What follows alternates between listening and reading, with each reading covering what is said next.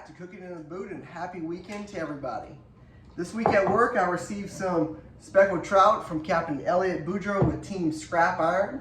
If you're interested in following their activities, look them up on Instagram, hashtag London, Paris, Rome, Cocodrie.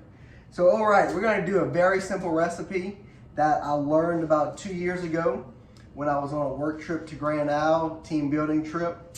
Very simple, very quick, but I'm gonna go ahead and add a topping to it that wasn't added at the time, but that makes it a really good dish. So here we have a pan that's lined with foil. We're gonna go ahead and fill up this pan halfway with olive oil. It's gonna look like it's too much, but trust me on this one, it's gonna make it good. So just keep filling up the pan until you have till all the bottom's covered, and you're about 1/4 to half away from the lip of the pan. To that, we're going to add 1/4 of a stick of butter cut into squares, and we're going to just position that in each corner and then one in the middle.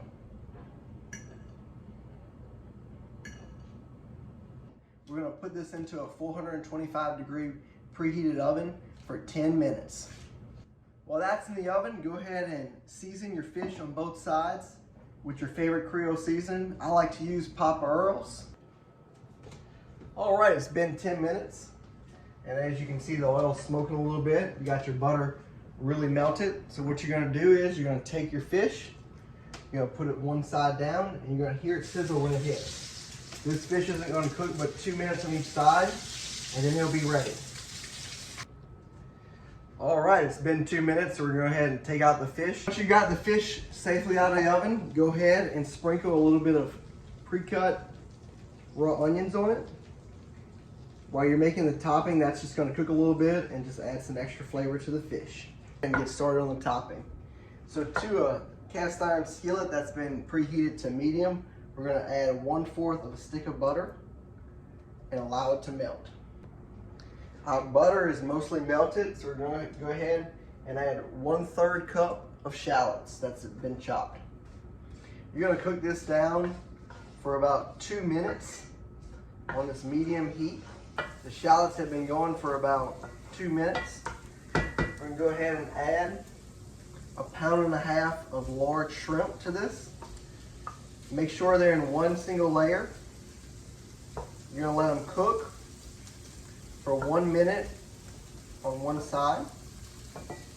As they're cooking on this 1 minute, you go ahead and add 1/4 stick of butter to this to allow it to melt as it's cooking.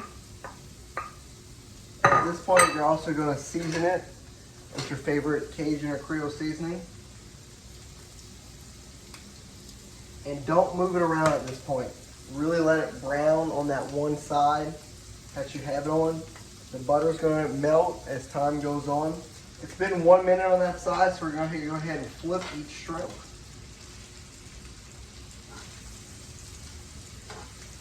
These shrimp have been butterflied after they've been peeled. That's just a preference of mine.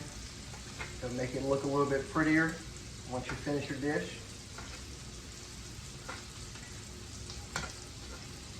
And at this point, you're going to go ahead and add 2 cloves of garlic as well. You're really going to start smelling those shallots and the garlic on this side. So it's going to say about, a total of 1 minute on this side. You can actually move this around. And these shrimp are almost cooked at this point. So what we'll get started on is building the sauce for the shrimp. So to do that, see all this butter's melted. We're going to add 1/4 of a cup of white wine. You can use cooking wine. You can use your favorite white wine that you may be drinking as you're cooking. And make sure it's 1/4 of a cup.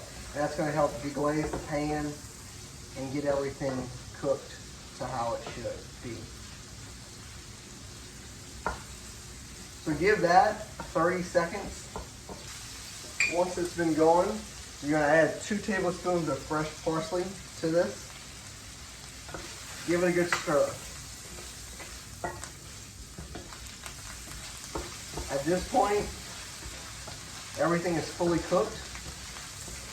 You're cooking out the alcohol a little bit out of the white wine, but you're making sure you still have a little bit of sauce left. So take it off the fire. All right, so now we come to the final part of plating the dish. So right here on our plate, I've got about a half of a cup of cooked orzo. Just use the back of the package in order to know how to cook it. So we're gonna take 1 fish fillet and put it over the orzo. We're gonna take 1 more fish fillet and crisscross it on the orzo. Get you a few onions when you do this as well. Then we'll move over to the shrimp. Get a couple shrimp. Make sure you get some of that sauce while you're spooning the shrimp over.